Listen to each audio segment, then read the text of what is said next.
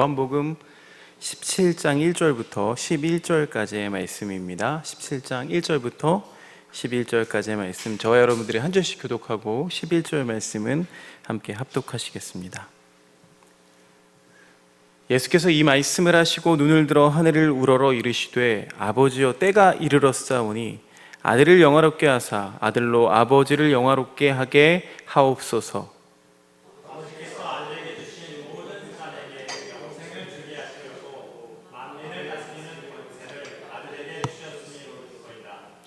영생은 곧 유일하신 참 하나님과 그가 보내신 자 예수 그리스도를 아는 것이니이다. 아버지께서 내게 하라고 주신 일을 내가 이루어 아버지를 이 세상에서 영화롭게 하였사오니 아버지여, 창세전에 내가 아버지와 함께 가졌던 영화로서 지금도 아버지와 함께 나를 영화롭게 하옵소서. 세상 중에서 내게 주신 사람들에게 내가 아버지의 이름을 나타내었나이다. 그들은 아버지의 것이었는데 내게 주셨으며 그들은 아버지의 말씀을 지키려나이다. 지금 그들은 아버지께서 내게 주신 것이 다 아버지로부터 온 것인 줄 알았나이다. 나는 아버지께서 내게 주신 말씀들을 그들에게 주었사오며 그들은 이것을 받고 내가 아버지께로 나온 줄을 참으로 아오며 아버지께서 나를 보내주실 줄 믿었사옵나이다. 내가 그들을 위하여 비옵나니 내가 비옵는 것은 세상을 위함이 아니요 내게 주신 자들을 위함이니이다. 그들은 아버지의 것이로소이다. 내 것은 다 아버지의 것이요 아버지의 것은 내 것이오되 내가 그들로 말미암아 영광을 받았나이다. 11절 함께 읽겠습니다. 나는 세상에 더 있지 아니하오나 그들은 세상에 있사옵고 나는 아버지께로 가옵나니 거룩하신 아버지여, 내게 주신 아버지의 이름으로 그들을 보존하사 우리와 같이 그들도 하나가 되게 하옵소서. 아멘.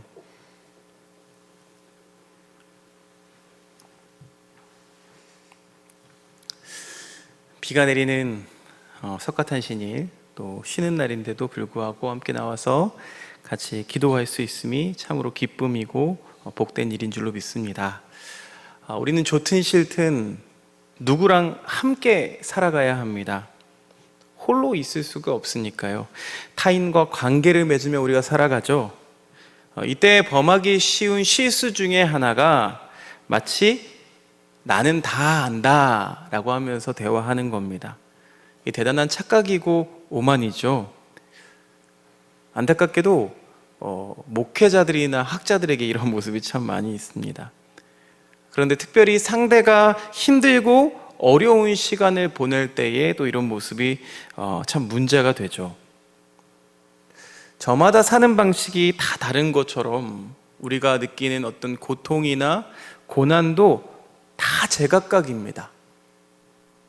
내가 보기에는 별것 같지 않아 보여도 정작 당사자에게는 아주 견디기 어려운 극심한 고통이기도 한 것이죠. 상대가 겪고 있는 고난이 내가 경험했거나 내가 겪고 있는 그 고난보다 결코 가벼울 수가 없는 겁니다. 그러니 멀리서 볼 때는 가벼워 보여도 막상 내가 직면하고 보면 누구에게나 그것이 태산처럼 큽니다.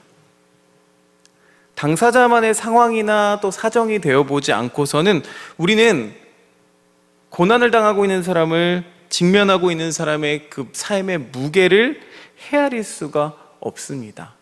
그래서 섣불리 조언이나 훈계하기보다는 도리어 침묵할 때가 유익한 때가 많은 이유입니다. 아무리 성공한 사람도 한껏 행복해 보이는 사람이라도 언제 어디에서 불쑥 우리의 삶 가운데 고난이 찾아올 수 있습니다. 어찌 보면 고난은 자기 혼자 극복하고 통과해내야만 하는 아주 외롭고 힘든 싸움임이 틀림없습니다. 그러나 오늘 이 저녁 홀로 고난의 터널을 걸어가고 계신 분이 계시다면 평화의 주님께서 주시는 그 위로가 그 걸음 위에 채워지기를 간절히 소망합니다. 우리가 이 고난의 문제를 대할 때 먼저 이해하고 또 먼저 인정해야 할 것이 있습니다. 그게 무엇이냐면 이 고난이라는 것이 특별한 사람이나 특별한 상황에만 찾아오는 것이 아니라는 그 사실입니다. 그저 아무 일 없는 것처럼 인식한 채 그냥 살아가고 있거나 어쩌다가 직면하게 된 고난과의 낯선 만남에 괴로워하거나 둘 중에 하나가 보통 우리들의 모습이죠. 안타깝게도 고난과 함께 살아가는 것이 우리의 삶이라는 것을 우리가 받아들여야만 한다는 거예요. 누구나 다 그렇다는 거죠. 왜 이렇게 태어났는지, 어쩌다가 이렇게 되었는지를 헤아려 보면 헤아려 볼수록 삶은 더 답답하고 더 아득해지기만 합니다. 성경은 여기에 대한 대답을 하나님을 중심으로 살아가야 될 인간이 하나님 없이 살아간 결과, 즉 죄 때문이라고 선언합니다. 고난이 있다는 것이 깨어지고 상한 세상이기 때문이라는 것을 증명하고 있는 셈이죠. 아주 속 좁은 생각일 수 있겠지만 그래도 우리는 예수님을 통해서 하나님 없이 살아왔던 죄와 사망의 길을 벗어나 구원을 얻은 이들이 아닙니까? 여러분 믿으십니까? 그렇다면 이제 있어야 할 곳으로 돌아왔으니까 죄의 흔적과 또 그 죄의 결과인 고난과 고통으로부터 벗어나야 되잖아요. 그런데 그럼에도 불구하고 우리 삶에 드리워진 이 고난과 이 고난의 그림자가 여전히 눈에서 치워지지 않는 이유가 도대체 무엇일까요? 이런 물음이 있을 때마다 내가 믿음이 부족해서인가? 아니면 아직도 내 안에 해결되지 못한 죄가 있나? 우리는 이렇게 생각하면서 낭패에 사로잡히고 움츠러들고 맙니다. 아니, 예수님이 분명 구원이신데 우리는 왜 고난으로부터 벗어날 수가 없는 걸까요? 오늘 함께 읽은 요한복음 17장 전체는 제자들을 향해서 중보하시는 예수님의 기도입니다. 구절 구절마다 이 땅에 남겨진 제자들을 안타깝게 바라보시는 그 주님의 마음이 절절하게 담겨 있는 그런 말씀입니다. 이 절절한 스승의 기도가 요한복음에만, 다른 복음서에는 아니라 이 요한복음에만 기록되어 있다는 사실을 여러분 아십니까? 아마도 이 요한 공동체가 직면하고 있던 그 삶 가운데 주님의 특별한 위로와 중보가 필요했던 시기였기 때문입니다. 다양한 학설들이 있긴 하지만 이 요한복음의 저작 시기는 보통 AD 70년 이후로 알려져 있습니다. 이때 이 교회 공동체의 상황은 이루 말할 수 없는 형편이었습니다. 로마에 의해서 성전은 무너졌죠. 예루살렘은 다 불타버렸습니다. 그야말로 많은 사람들이 죽어나가고 요한 공동체가 신앙을 붙들고 있던 그때야말로 아주 참혹한 박해의 시대였습니다. 이 사람들은 어제나 오늘이나 다시 오시겠다고 약속하셨던 그 주님의 재림만을 붙잡고 사는데요, 그것만이 이 공동체의 유일한 소망이었기 때문입니다.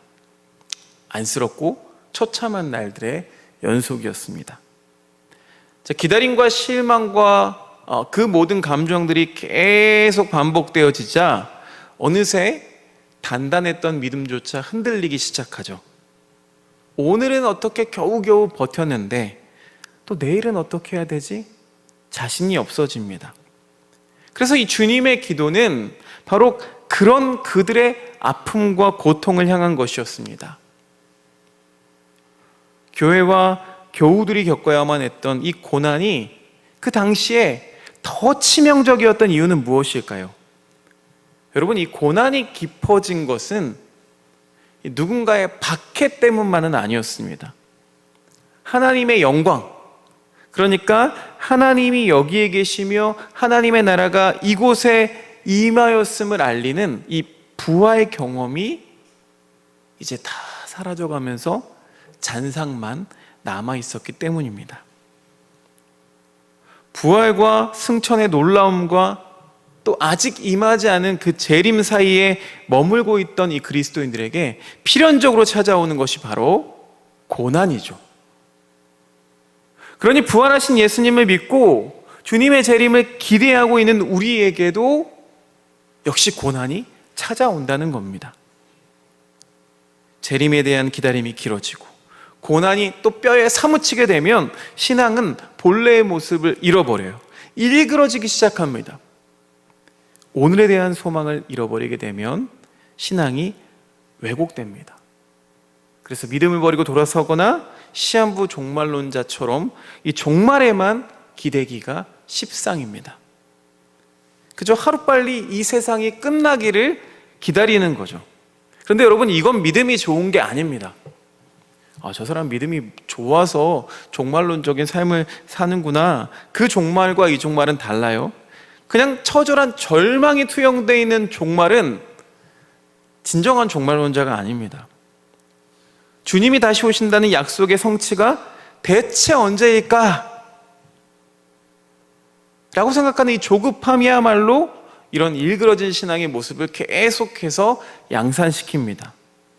혹시나 그 약속이 깨어지지는 않는지 막 불안하고, 약속에 대한 신뢰도 막 힘을 잃어가고 조급하고 허무해지기 시작하는 거예요. 그러나 이건 약속이 파기되어서도 또 믿지 않았기 때문도 아닙니다. 어떤 현상입니까? 기다림이 길어지니까 일어나는 현상이에요. 자, 그러고 보니까 오늘 말씀에 특징적인 단어가 하나 있는데요. 1절 말씀에 특징적인 단어가 있는데 이 요한복음 17장 말씀과 병행하는 구절들을 살펴보면서 공통적인 특징을 하나 발견해 보기 원합니다. 먼저 요한복음 17장 1절 말씀 세 번역으로 한번 읽어보겠습니다. 시작. 예수께서 이 말씀을 마치시고 눈을 들어 하늘을 우러보시고 말씀하셨다. 아버지, 때가 왔습니다.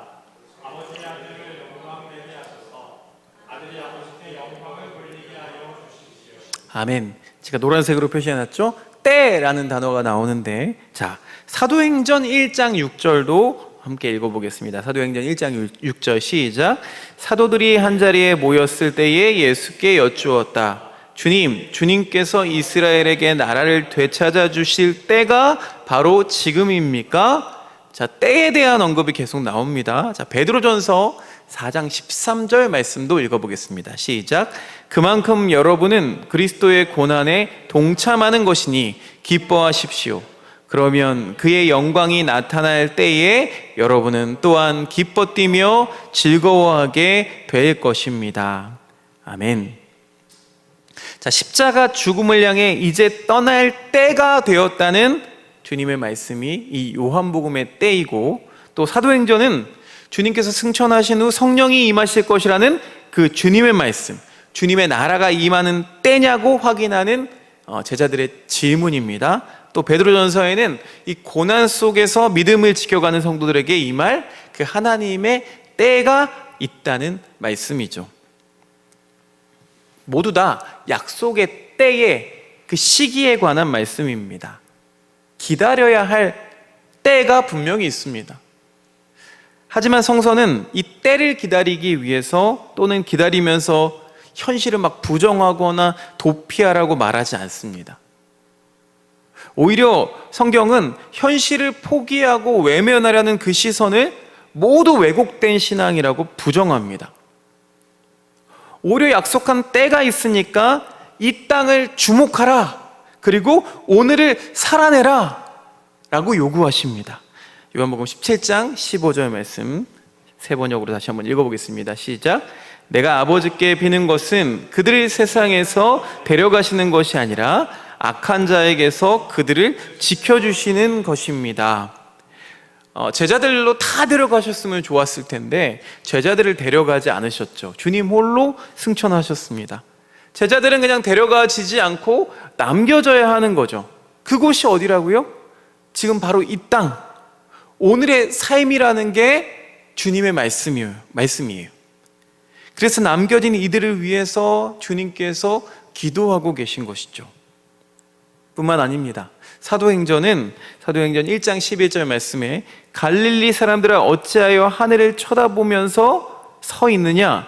너희를 떠나서 하늘로 올라가신 이 예수는 하늘로 올라가시는 것을 너희가 본 그대로 오실 것이다 하고 말하였다. 뭐라고 말씀하세요? 너 왜 하늘만 쳐다보고 있냐 너희들은? 하늘만 쳐다보지 말고 너희들이 있어야 했고 살아야 할 장소, 이 땅을 바라보라는 거예요. 그리고 주님께서 다시 오실 곳도 하늘에서 내려오시겠지만 하늘에 떠 계신 게 아니라 다시 이곳 가운데, 이 땅 가운데 임하신다는 거죠. 자, 재밌는 건요, 떠나시는 주님을 향해서 그 때를 묻는 제자들에게 예수님은 뭐라고 말씀하시냐면, 때와 시기는 아버지께 속한 것이니 너희들이 알 바가 없다 라고 또 단호하게 말씀하셨다는 점이에요.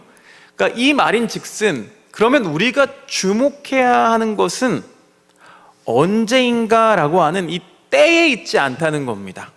그럼 우리에겐 도대체 무엇이 중요한 걸까요? 그때가 언제입니까? 라고 우리가 자꾸 체근하는 것은 아직은 맛보지 못했고 지금은 미완성이라는 그런 생각 때문이죠. 한번 생각해 보겠습니다. 우리가 기다리고 있는 그때, 그리고 그때에 이루어질 온 교회와 우리 그리스도인들이 갈망하는 게 무엇입니까? 주님의 재림과 또 종말이죠. 에덴의 회복이죠. 여기에 임할 하나님의 나라입니다. 그런데 그 핵심에는 무엇이 있습니까? 그 핵심에 있는 것을 보니까 그것이 바로 하나님의 영광입니다.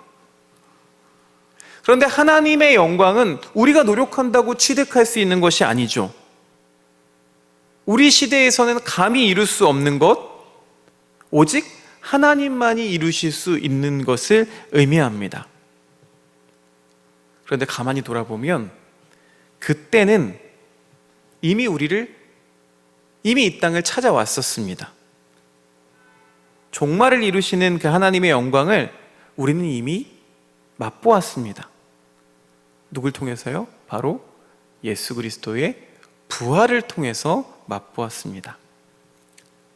십자가를 향해서 가실 때는 보이지 않았던 그때였습니다. 그러나 그 십자가의 발걸음은 부활의 전주곡이었죠.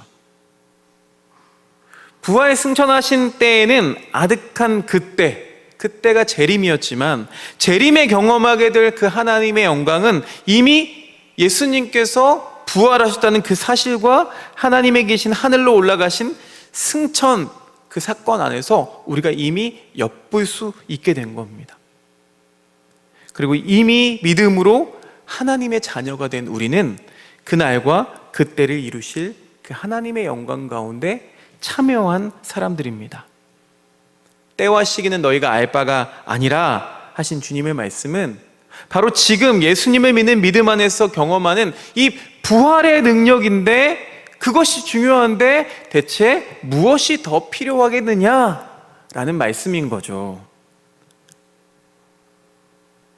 입맛이 씁쓸하지만 여전히 그때가 언제인지 우리가 조급해하면 조급해할수록 우리는 예수님 잘 믿어도 한나도 소용이 없더라 라고 하는 넋두리에 익숙해져 갈 뿐입니다.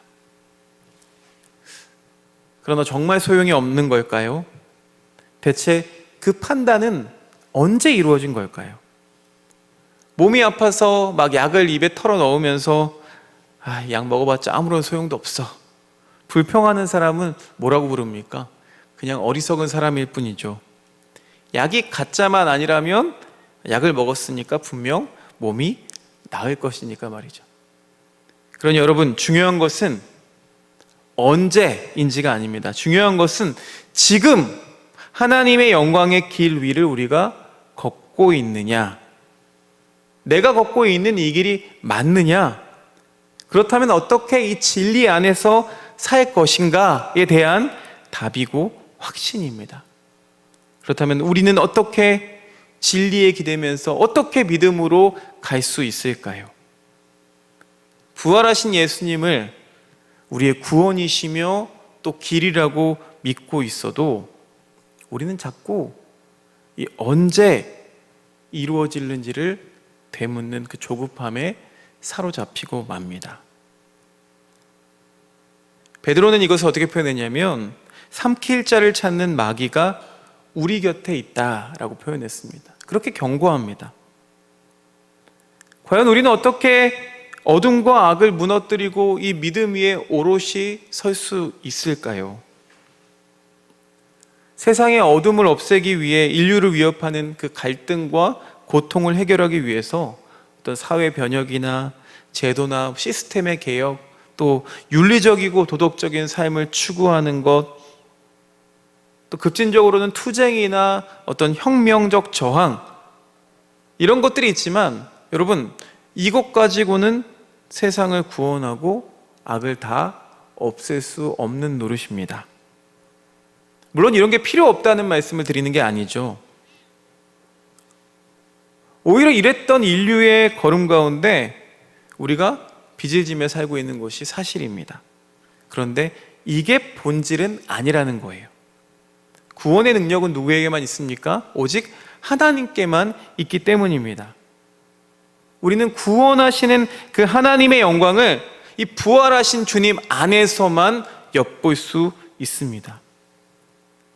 그러므로 우리의 고난의 삶 속에서 믿음으로 그리스도인의 삶을 지탱하고 지켜갈 수 있도록 하는 능력은 오직 예수 그리스도를 통해서 하나님께 나아가는 길뿐입니다.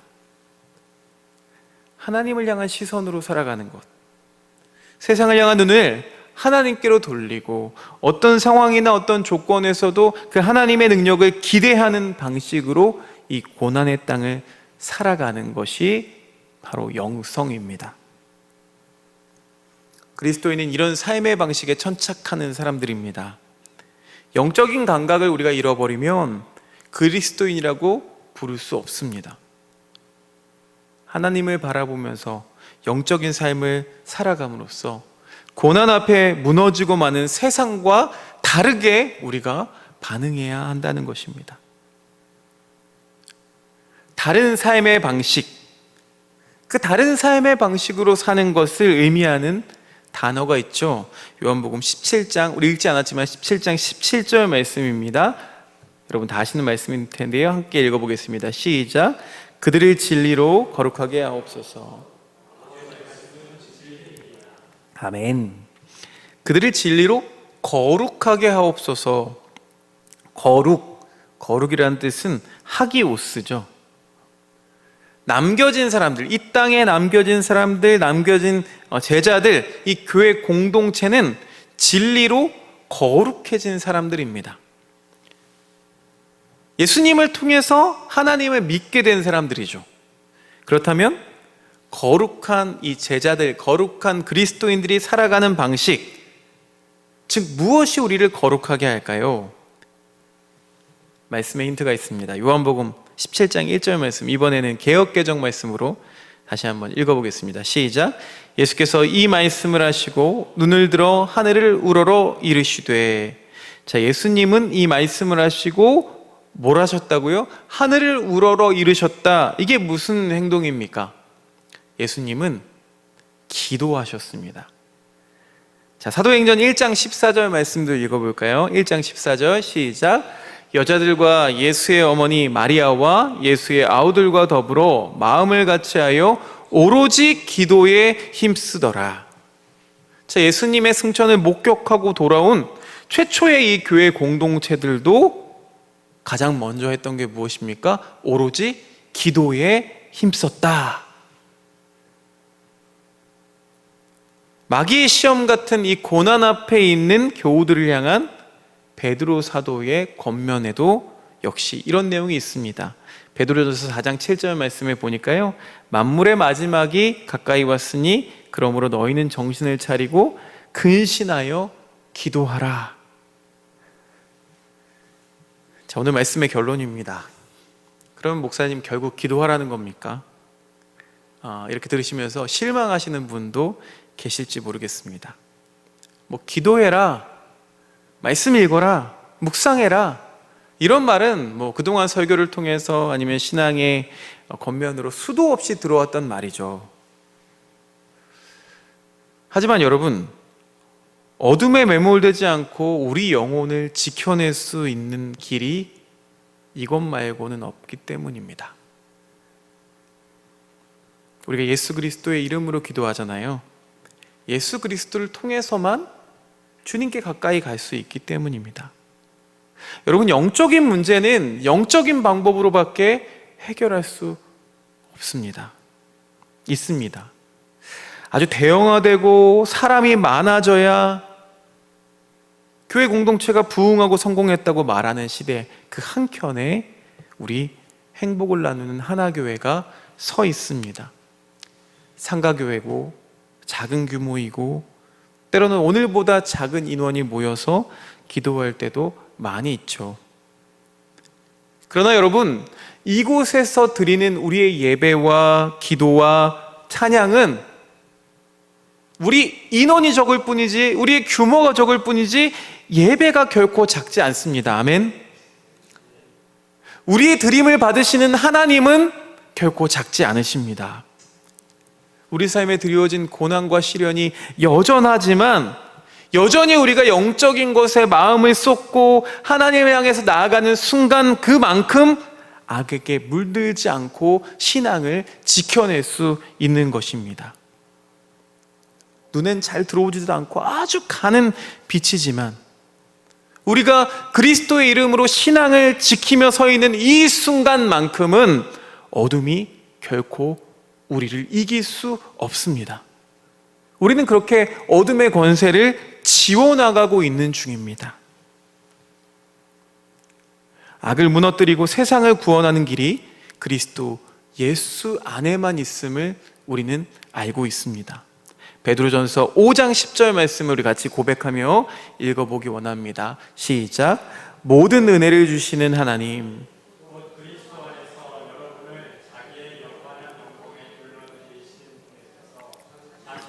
고난을 받은 여러분을 친히 운전하게 하시고 굳게 세워주시고 강하게 하시고 기초를 튼튼하게 하여 주실 것입니다.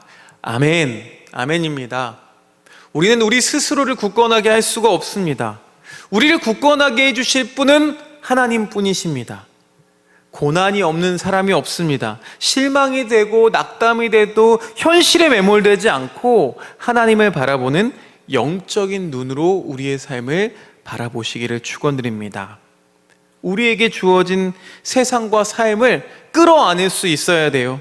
비록 깨어졌고 상했고 형편없어 보이고 견디기 힘들어도 오늘 우리의 삶은 하나님의 아들 그리스도 예수를 내어주심으로써 우리를 구원해 주신 그런 삶이 아니겠습니까? 그러니 우리가 해야 할 일은 여전히 기도하는 일일 뿐입니다. 우리가 이 영적인 길을 포기하지 않기를 원합니다. 우리가 포기하지 않으면 반드시 성령님께서 우리 믿음을 단단하게 세워주십니다. 그분께만 영광이 있음을 기억나게 해주실 것입니다. 게다가 우리 연약함을 아시는 예수님께서 제자들을 위해서 하셨듯이 오늘도 이 순간에도 우리를 위해서 기도하고 계심을 저는 믿습니다. 그 성령님의 감동이 저와 여러분들 가운데 특별히 이제 정교인 수련회를 앞두고 있죠. 수련회도 그냥 우리 모여서 논다기보다는 정말 하나님께 다가가는 시간, 우리의 영적인 어둠을 지워내는 그런 시간이 되기를 간절히 소망합니다. 함께 기도하겠습니다. 주님 참 감사합니다. 오늘 우리에게 주신 말씀을 기억하며 기도를 주님 앞에 올려드립니다. 우리가 해야 할 것 기도밖에 없습니다. 오직 하나님께로 갈 수 있는 길은 예수님을 통해서만 갈 수 있사오니 하나님 무시로 기도하게 하여 주시옵소서. 기도의 힘을 놓치지 않도록 인도해 주시옵소서. 영적인 무장을 하며 주님 앞에 나올 수 있도록 주님 인도하여 주시옵소서. 그 영적인 길에 서 있을 때 하나님의 영광을 주님의 부활의 능력을 통하여서 맛보게 하여 주시옵소서. 예수 그리스도 이름으로 기도드리옵나이다. 아멘.